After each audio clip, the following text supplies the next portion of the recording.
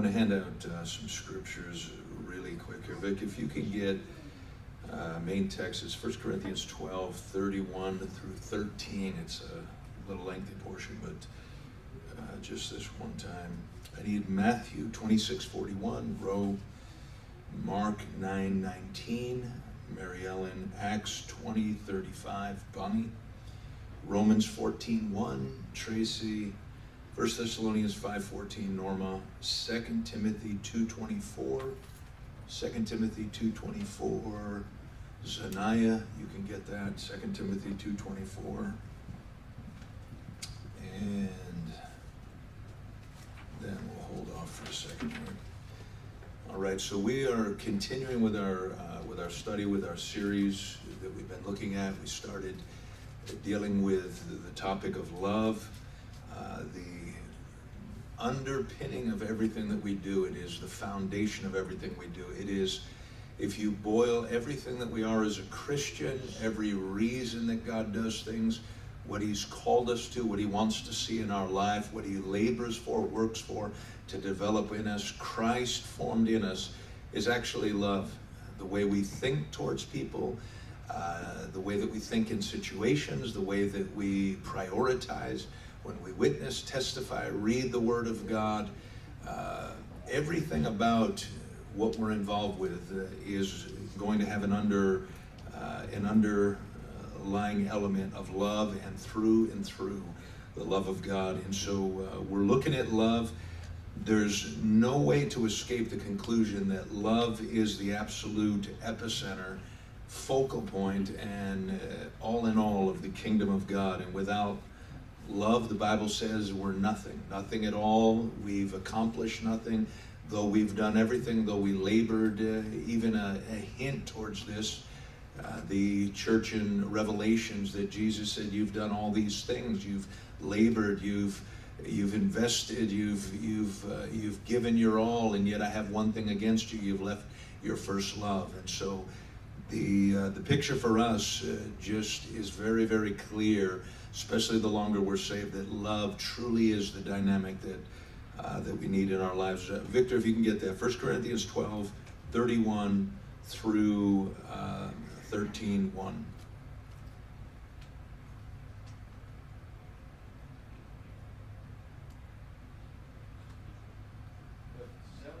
Zealously sought after the better gifts, and yet I show you a more excellent way. Is that 13:1? 13:1, yeah. Though I speak to the tongues of men and of angels, and have not charity, I have become as the sounding brass and the quivering cymbal. All right, so we're gonna start from here, and want to consider first off the love verbs. Verse 4 for our Sunday school this morning. Verse 4 starts. If you can get 13:4 and read that.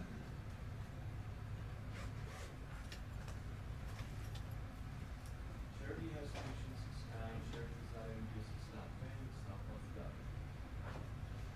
All right, so it begins to list, as far as love, some of the attributes, what love is, a personification.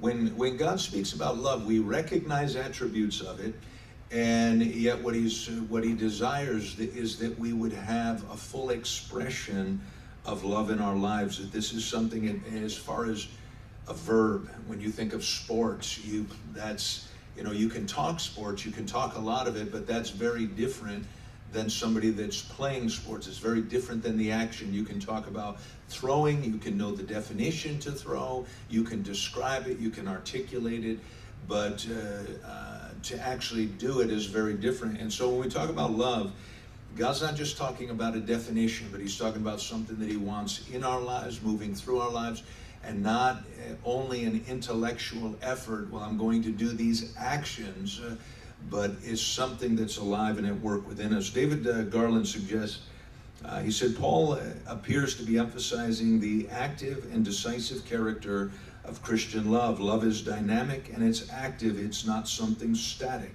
I love this person, I love them. And it's not only in a specific, we can go out and do many things. We can We can treat people a certain way, but it doesn't always mean that it's out of love. And so this is where he's taken this. Love is dynamic and active.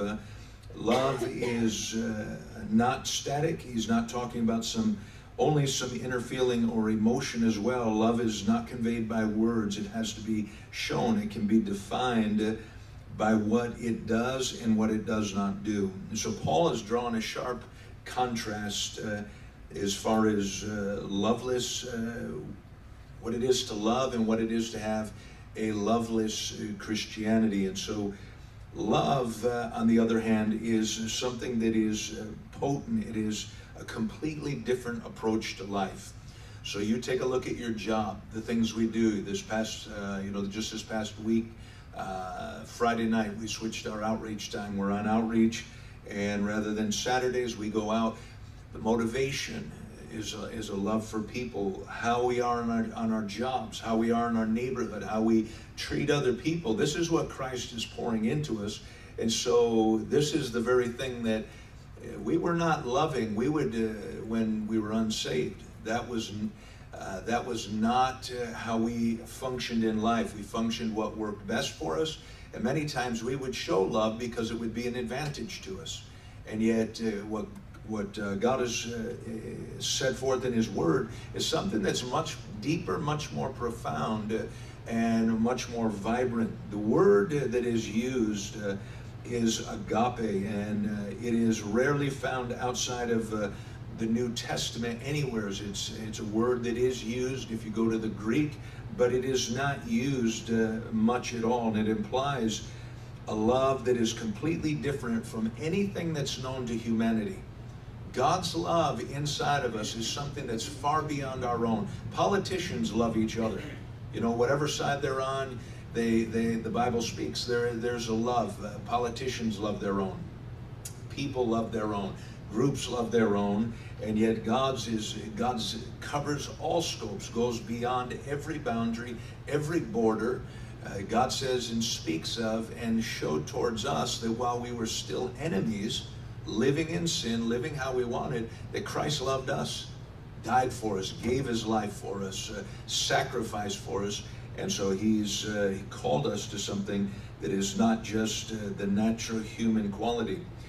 Raymond Creed asked the question, is our love biblical? And he defines agape as benevolent, charitable, compassionate, selfless affection, and more specifically, the truth respecting godly spiritual love, which can only result from being filled with the Holy Spirit. And so where we max out, we may even be able to begin to walk that path or manifest a godly type of love, but you're going to need the Spirit of God to help you. You're going to tap out quick. Life is going to require way too much, and unless God's helping us, we're not going to be able to love to that degree. We live in a society, in a culture, there's a lot of upheaval, and it's going to cause conflict. It's going to cause pressure to be put on people, and yet God says through it all, doesn't matter. Jesus' time was far worse than the time we're living in, with what they were dealing with, what the Jews were dealing with, what the Romans were doing, crucifying people all along the roads, and being a Christian could cause you to be tiki torched in Nero's garden, dip you in tar, put you up, and light all his events, and yet they were still called to love the very people doing this. And so this is something we need God's help and God willing to help us. And so as we unpack this and look at it, several things that stand out from that description. When he talked about it's characterized by expressing goodwill or a kindness toward others, desiring to help others. This is God's looking for a nature to be within us. And so this is something that we have to give God place. It's very easy for God to move on my heart, and God He'll never violate our will. So you can say, no, I want you to be kind to them. No, don't want to. I want you to treat them a certain way. It's like, yeah, that's nice. I don't feel like that. And yet, this is what He will challenge us till it begins to be something that is working in our life. Charitable, compassionate, charitable, speaking of being generous, not only with money, but with your take on people. We know a word, magnanimous, how we treat others, where God enlarges our heart, where we go out of our way for somebody, genuinely caring. When you first became a Christian, some of you have been saved for a while, some of you not too long, but when you first became a Christian, what touched your life? Was one of the things not the love that people showed towards you? Whether it was the pastor, if it was a brand new pioneer work, or the people in the church, it's like, why do you guys care? Why do you actually care? Why would you spend the time? I don't care about myself the way that you are. And so these being at work, selfless, that speaks for itself. Where you think of somebody else before yourself, it's going to cost time, money, energy, effort, inconvenience, and yet your love for that person carries you forth. So the first verb that it speaks of when you're going through the text, love is what love is. Love is patient, kind, and it goes down the list. But the very first thing that it speaks of is that love is patient. And so the Greek word that it comes from speaks of a patience towards people, but not just patience with time, but patient with things that take a long time, and the impossible, which may take even a little bit longer. The things that we desire to see, what we look to see when we're working with people, certainly learning to be patient with the passing of time can help you develop patience with people as time goes on, but it's not really what Paul has in mind. One description says, nor is he addressing endurance in persecution, which is often referred to in the Bible as patience, but in the context of love, this is just good old-fashioned patience with people. Not normal patience. A mom is patient with her kids. She waits, or a dad. I got the grandkids here. There's patience. You have patience. Things are going on. It's a different atmosphere. You're patient. But not just talking about, that's actually, if you want to redefine it, that's tolerating. That's not what we're talking about. We'll tolerate something. The kids can throw things and you tolerate it. And my kids aren't throwing stuff, but there's different things that you can tolerate things. That's not patience. Patience is where you are stable, you're not in upheaval, you're not irritated, you're not, it's not putting you on your nerves on edge. You actually have it in control. Patient. It's like, you know what, this is going to take time. Sometimes I'll have guys that are rising up in the church that a lot of times men will come, discipleship things, what's going on, different seasons, whether it was Rochester, St. Augustine, Cape, and here. And somebody will ask a question. It's hard for a disciple to have the patience of a pastor because you're not forced to work with people. You're like, no, we're supposed to do this. They're doing that. It's wrong. But a pastor has to work with everybody. A pastor is working with groups of people, all people involved. And so I sometimes jokingly ask the question, I was like, so what should we do? Should we shoot them? And it's, which gets a laugh, but how do you work with people? You have to have patience. It's like, no, it's like your responsibility is to help them along. As a pastor working with people, it's not easier. Just a pastor is forced to deal with things that as a man or a woman in the church, you're not forced to deal with. You don't have to deal with it. So I'm not dealing with that. But a pastor simply is forced to be a Christian. If you want to know what it is, you're forced. You're put in a place where you actually have to be a Christian. You don't have an option. You can't just go home. You have to work with that person. And so patience develops. Disciple to disciple is sometimes difficult. You know what? They shouldn't be doing that. And did you hear what was preached? And those are things I used to bring to my pastor, and he'd just laugh at me. It's like, brother, you're worried about things I don't worry about. And so your patience with people, God is challenging that. Your patience with people in the church, your patience with situations. And so this is a need, and being able to have affection for a person in those moments. Wait. So I have to be patient and love them, and be kind towards them, and be selfless towards them. Those are the workings. So patience is required when dealing with, think about this, it's people's weaknesses. Where you're strong in an area and someone else is weak, that's difficult. You're organized and they're unorganized, that's difficult. You're good with people, you work well with people and someone else doesn't, and you have to work with that person, that's difficult. But that's where patience comes in. What do you struggle with? What upsets you? What bothers you? When you think about people, when you think about situations, what is it that pushes your patience to the limit? I've had it up to here. Well, it's not my kids, it's other people's kids. It's, we're very good with whatever is our own situation. We're very good about how you are at work, the way you do things, you do them well, how you are with fill in the blank, and then somebody else doesn't do it that way. You're very easygoing, and so you're bothered by people that are uptight. Are you able to have patience? But think about not just patience, it's like, whatever, not tolerating, loving them, being able to love them. When things don't work, when somebody can't do something, when somebody doesn't want to do something, where somebody thinks they can't do something, how do you deal with that? How do you deal with the situation? How do you deal with the person? How do you respond? On the streets, at home, in the neighborhood, on your job, at school, in the cluster of friends that you have, in the cluster of people that are outside of the friends that you have. How do you deal with this? And when we think of weakness, sometimes weakness is a personality trait. Sometimes people are messy. Sometimes people are forgetful. Sometimes people have their little personality quirks. Some weaknesses are the result of bad experiences. People have had bad experiences. So as you're dealing with people, there's cultural backgrounds. There's backgrounds that some people coming out of crime, some people coming out of affluence.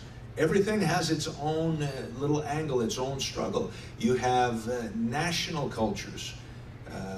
If you get a chance to listen to Pastor Payne, he's on Spotify that Prescott did. Some of the guys in Prescott have a podcast they did. They interviewed Pastor Payne. He does a masterful description when he was in Kenya. And he said their humor's different. And he described what he thought was what culture shock was going to be, and then what culture shock actually was. It was very different than what he imagined. He said the smells are different, humor's different, which he is an incredibly funny guy, but they don't get his humor, and he said, I found their humor very different. And so he describes it, and we live in a society, it's just because we're in America, there are cultures that are different. And sometimes people don't get our culture, where you come from, how you think, how you process. And so this is the responsibility as Christ is moving in our lives, how we treat people, learning how do they think. You're trying to bring a message of hope and salvation, and this is often the underlying factor to it. And this is what Christ calls us to anyways, within the house of God, outside, wherever we happen to be. And so how do we respond? But think about people that have bad experiences. Maybe they grew up with rejection. They were rejected growing up. They dealt with this, whether it was family rejection, whether it was social rejection, whether it was something that was cultural aspects that things didn't work out well. You have people that have been violated. You have people that have been hurt, and sometimes that sets people up for failure. Divorce is a brutal thing that puts a scar on young men and women. And time does not heal everything. Even some of one of our leadership pastors, Pastor Stevens, ministered something that was a few years back that his wife, he said, I can see in her life where the scars of divorce from a long time ago, that they had impact. That she's not bound, she's not crippled up in a corner, but it affects the individual, and so that person obviously has need to get breakthrough, and God helps and God heals and does a miracle, but it does hurt people. There's a title of a book called Hurt People, Hurt People. You might have heard of it or read it, but how do you respond to hurting people who hurt you? Hurting people can be vindictive. They can be very judgmental, very critical, fault-finding. And how do you respond to that? How do you deal with that? It's very easy just to throw it back. And yet that's not what Christ calls for. Doesn't mean you're a doormat. You know, if somebody punches you in the face, it's like, okay, maybe one time might let that go. They do it again. It's like, we're not. This is not how we're handling this. We're going to have to figure out a different way. And ladies, I'm not talking about you. I'm talking about, as far as myself, I've had people take swings before. And it's like, okay, let's work this out. Let's try to resolve something here. But sometimes weakness is the result of sin, result of addiction, result of bitterness can bring something. When people just foment bitterness, God can heal them, we know that, but you and I have to be able to work with that. That's a responsibility that Christ lays upon love. We're talking about patience. This is just one thing. This will let you know why you need to pray. Why do I have to pray? It's like, just this one thing alone is enough to make you and I can't do this on our own. It's not how we're wired. We're human. We need God's help. God does call us to something that's far beyond our natural capacity, but you're going to have to get a hold of God for this, and He will help. God is love. God will help us in this, and God will give strategy in this. Sometimes people get instantaneous deliverance. That's glorious. They work with an area. We've seen people come in with addictions. You know, maybe that was you. You had an addiction. You prayed. God broke that instantly. Or maybe very quickly something got broken, but addictions, or there's some other area and there's a deliverance. But sometimes battles of the residual effects of that, maybe they get set free. I got set free from all the drugs I was doing, all the insanity I was a part of. I got set free. But the effect of that, the result of that was not immediate. The instantaneous, it didn't transform who I was. I still had grave clothes that needed to be unwrapped. I still had things in my heart, attitudes, the way I viewed life, that I needed people being patient with me. Trying with all my heart, and yet, again, this is as a Christian. What do you do when you run into somebody that's not Christian? You have more things to deal with. Matthew 26:41. Watch and pray lest you enter into temptation. The spirit is indeed willing, but the flesh is weak. Okay? Jesus had to have some patience when he's dealing with the disciples. He's dealing with his own men. You and I have hope. We have salvation because of these flawed and imperfect men that God chose and began to move in. They were transformed more and more as time went on, hugely transformed at the day of Pentecost when the Spirit of God filled them, but still imperfect, still men. They weren't living the life of sin, but they were changed, and they began to make impact in all the cultures they went into, all the regions of the world they went into. But Jesus had to have patience with them. And he's helping them. He's dealing with them. Mark 9:19. He answered him and said, O faithless generation, how long shall I be with you? How long shall I bear with you? Bring him to me. All right, the disciples are trying to move in a situation. They're not. He's like, you faithless generation. Like, Jesus is being pushed to the limit. I don't think he was throwing anything down at the time and kicking the dust up, but he's having to have patience. Acts 20 verse 35. I have shown you in every way by laboring like this that you must support the weak. And Stop for a second. the words of the Lord. Okay, I have shown you in every way by laboring in this, you must support the weak. So that means you're going to have patience at work. This is God at work in our lives. This is God helping us. Go ahead and remember. And remember the words of the Lord Jesus that he said, it is more blessed to give than to receive. Okay, these are talking about the poor who couldn't take care of themselves at the time. And he's saying that there's going to be needs as people are coming. They were meeting needs. They had no government agencies to turn to. And the church took care of those that were, they took care of said first the house of God, and then there's opportunity that goes outside of that. And obviously you can't meet every single need. The needs are greater than what we're able to do, but there are needs that can be met and that they could take care, Christians took care of them because they couldn't take care of themselves. That's love. That's going to be love. That is love at work. That's love in actions. Romans 14:1. Receive one who is weak in the faith, but not to dispute over doubtful things. Okay? Receive one who is weak in the faith, and then it's sometimes people just want to argue, and it's not, and you have to weed through that. Sometimes it's just a religious argument, but if somebody is weak in the faith, you're helping them along, you're bolstering them up, you're encouraging them along the way, you're trying to help them to see what they're struggling with, and again, you have to figure it's not arguing over things that don't matter. I argued with my pastor when I first became a Christian. There's things, whatever. I think back what I argued with him on is like, what are you, a theologian, Beswick? I'm still locked up in the hospital, and I'm arguing with my pastor, and he wouldn't argue with me. He's just like, that's okay, God's going to help you. He let it go, which is wisdom. 1 Thessalonians 5:14. Now we exhort you, brethren, warn those who are unruly, comfort the faint-hearted, uphold the weak, be patient with all. All right, so this is again the exhortation.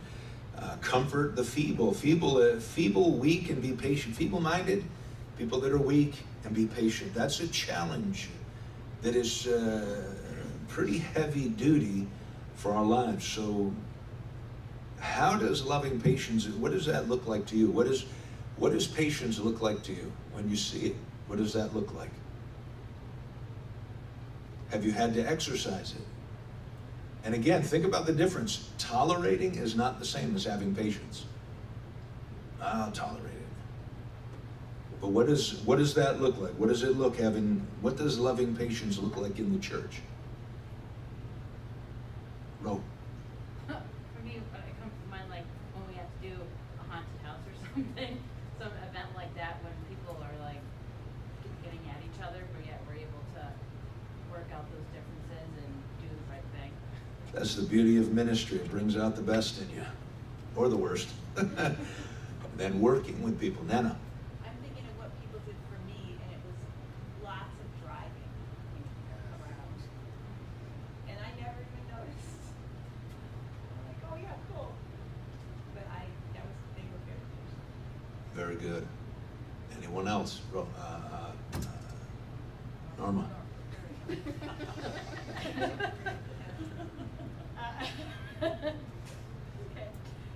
I think that when I say something or do something that's sometimes really awful, right, over the course of life, I try to remember those times and have the same graciousness and patience with people. It happens to them. So how I want them to forgive me and be patient with me, I try to remember that and extend that. Very good. Very good. So it's something that has to be at work, and this is all the time. You know, we don't have to pray, Lord, give me patience.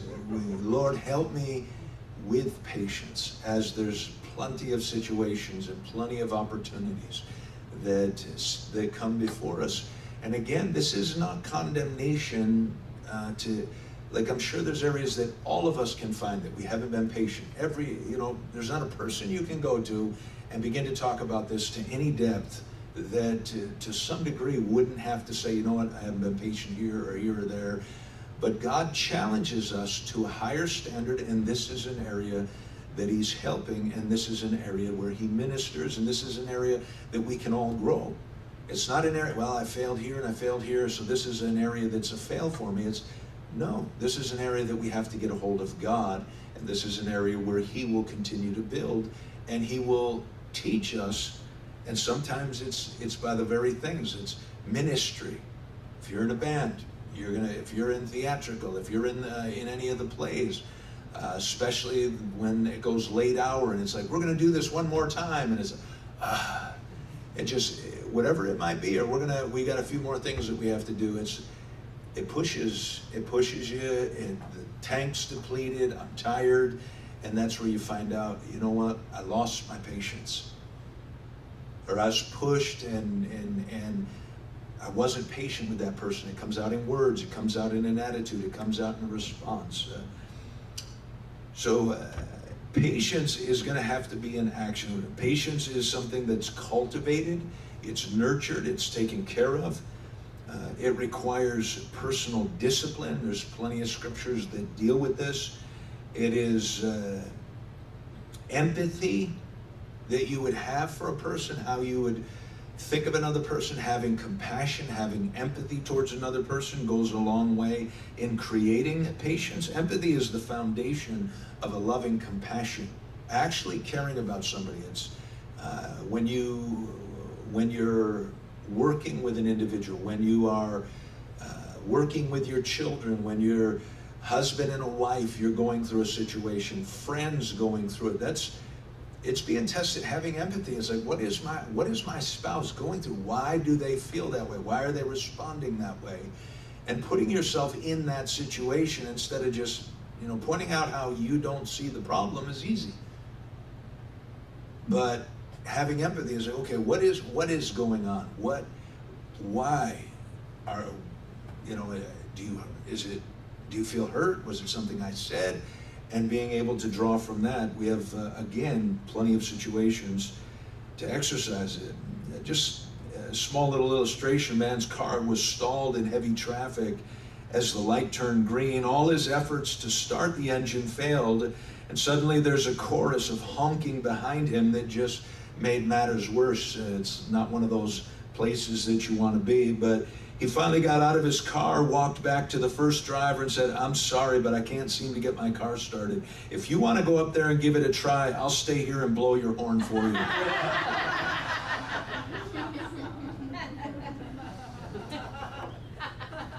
But that's how we treat people. That's that, honk our horn. Why can't you get this? Why can't you see this? Why can't you? In some area that's very clear to us, it's like, well, did you think? They don't see it. They don't get it. They can't get it started. Well, let me tell you how to do it. Go up there. Go fix it. It's not just telling people something. It's not head knowledge. Head knowledge doesn't fix many of our problems. It may start us in the right direction. That's like me saying, you know what? Patient. Imagine if I was up here going, I can't believe you guys didn't get patience. Why did you go off? Why did you say that? Why did you do that? Why? Like, that'd be very condescending. You'd probably hate me for it. And you'd rightfully feel irritated. But it's not just because I tell you something that I got patience and I'll never struggle with it again. That's not the way it works. And think about the people we're impatient with at times. So you're just gonna tell them and then they get it right. What if they were raised totally different from you? What if they see things totally different from you? What if they respond to life? What if they have wounds that go way back? They've dealt with things that you have no grasp of, and then just telling them something doesn't fix it. Britt, you're not going to honk the horn, are you? No. Okay. I mean, a lot of this, I've been learning, being a roommate. I don't know if you've seen me and Zanaya, but we're kind of complete opposites, with completely opposite strengths and weaknesses. So a lot of it was just learning not to deal with each other, but to take The things differences. as it comes, accept the differences and work from those versus trying to I don't even know, try to become more like each other instead of just working for each other. It's one of the things about marriage. Marriage, you have two people that are drawn to each other, often opposites attract. Strengths, weaknesses, and you're amazed by the person, the strength they have, and it's how they're so freestyle, and where you're maybe you're really tense and uptight, And over time, it's like, you know, freestyle can become a weakness. You can see it as a weakness, or they're very methodical and you're very, you like to do things at a slower pace. They're very quick, very methodical, thought out. You like adventure, and all these differences over time suddenly become the problem. They become the issue. You liked that they were methodical and thought things out. Now it's like, does everything have to be planned? What the heck? Can't we just enjoy the day? And sometimes, like, somebody might just wants to enjoy the day. It's like, don't you ever make plans? Don't you ever? And 1,000 other differences. So thinking these out. Now think about it where it's not your spouse. It's even harder to deal with. Now think about it, somebody whose personality you find quirky, or they find you quirky and you're offended by that. It's like, they think how you think is weird, but you know I have the answer to all your life's problems. Patience. Patience of how you speak, how you deal, how you love, how you care. Giving space. You've heard me say this a lot. This really does speak to it. When somebody comes to church, when people, it's like, give them space to find out who God is, and just being loving, being caring, and let God speak to them. Let God minister. Let God talk to the people and help them. God's got a lot of hope and a lot of help for all of us. And so this is good. Kindness has to be something that's put into action.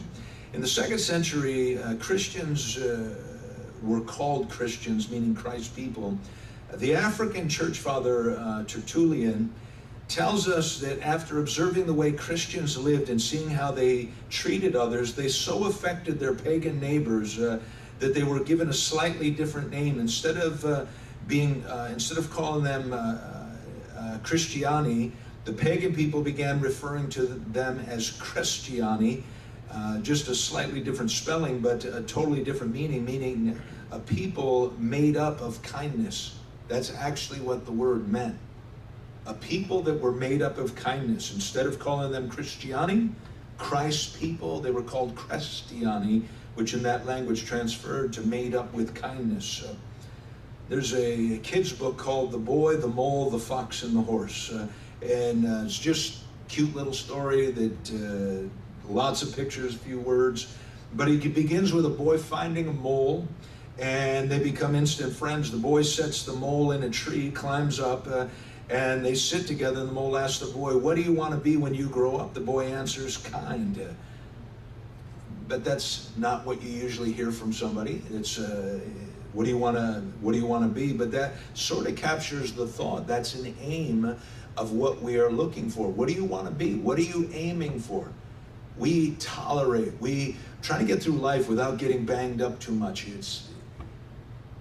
There's a purposeful set that we'll see here in a second, but at the set of our heart. Any thoughts or questions or comments at this point? Sis? Sometimes I find that I struggle more with like people who, not so much the same as me, but things that like I've gone through, and they're, not that they're working, but they're just kind of whining about it, and I feel like saying like, why are you whining about it? You don't have it that bad. Like that is, for me, like finding the patience and love of being like, okay, well, they may not have had it as bad, or they may not be struggling as bad as you did, but you still have to have patience and love them and not just let them suck it up.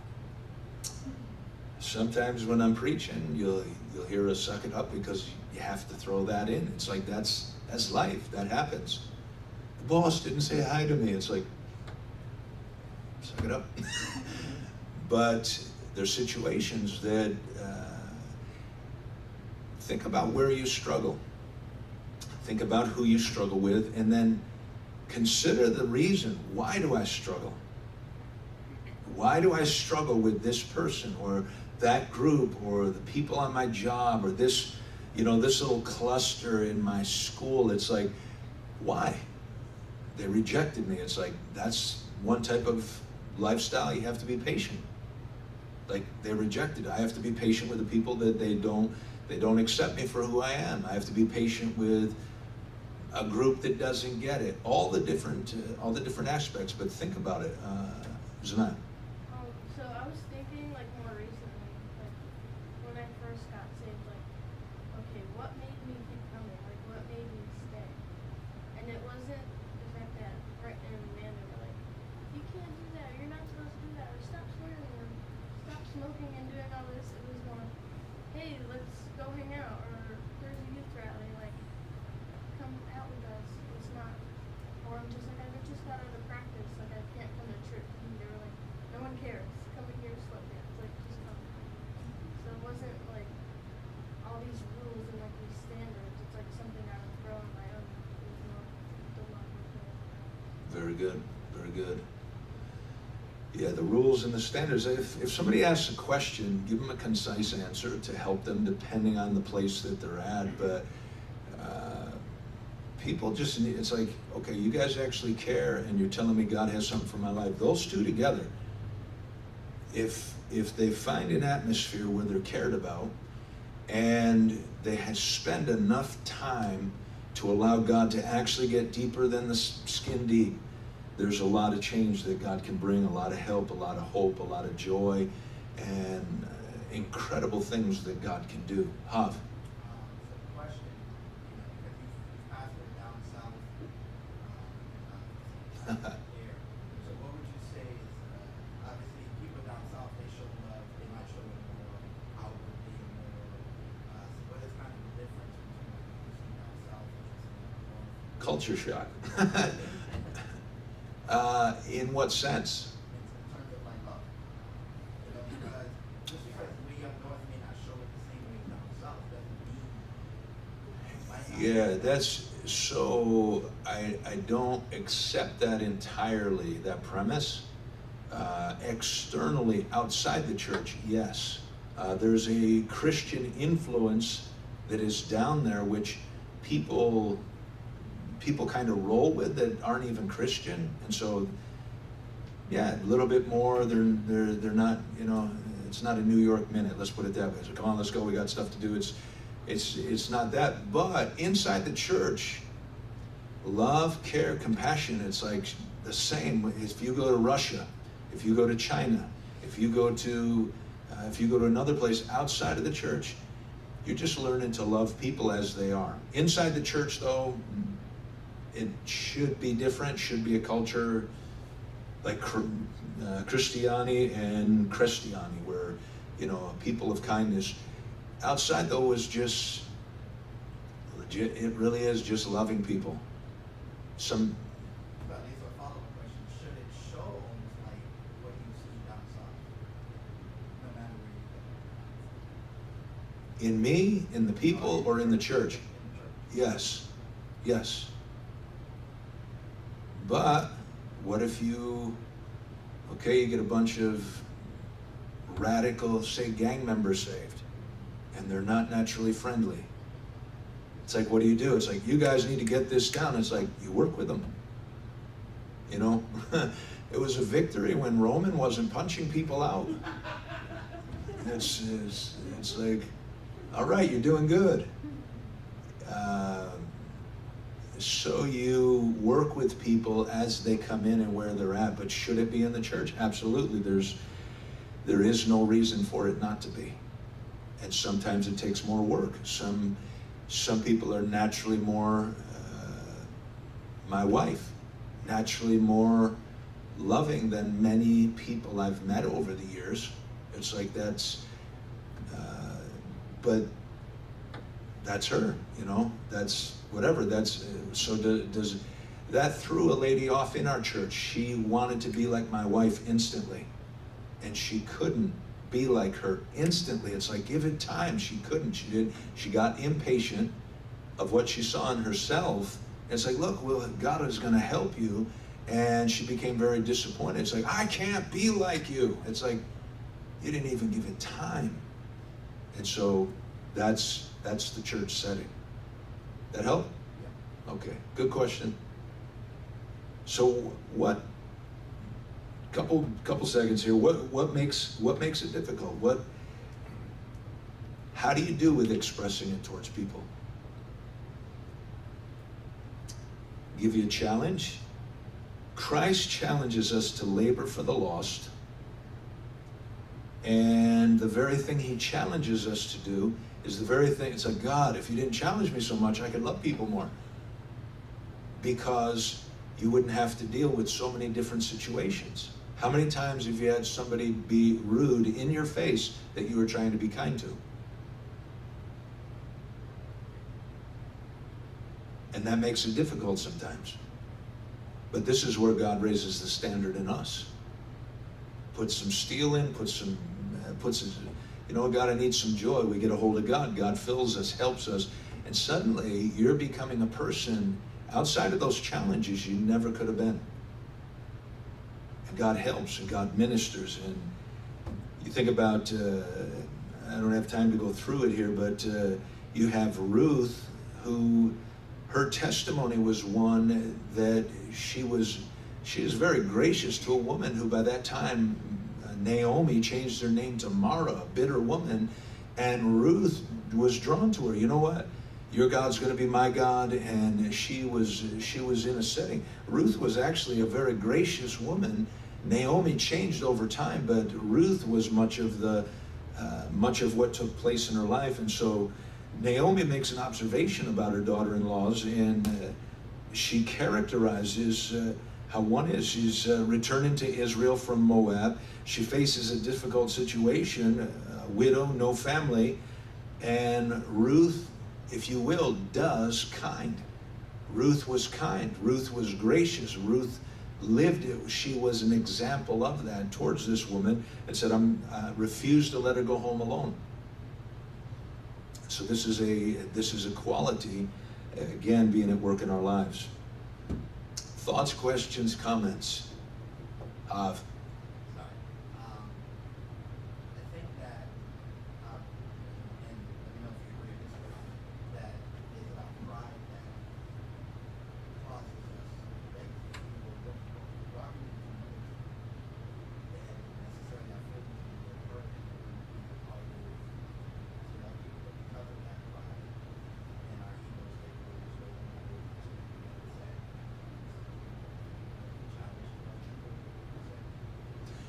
Pride is a part, hurt is a part.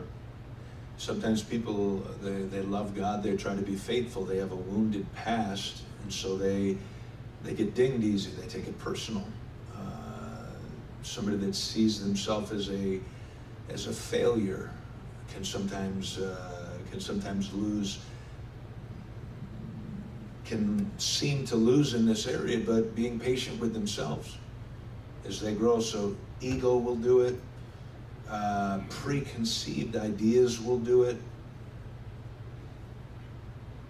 That's what I like about taking people into all sorts of different neighborhoods.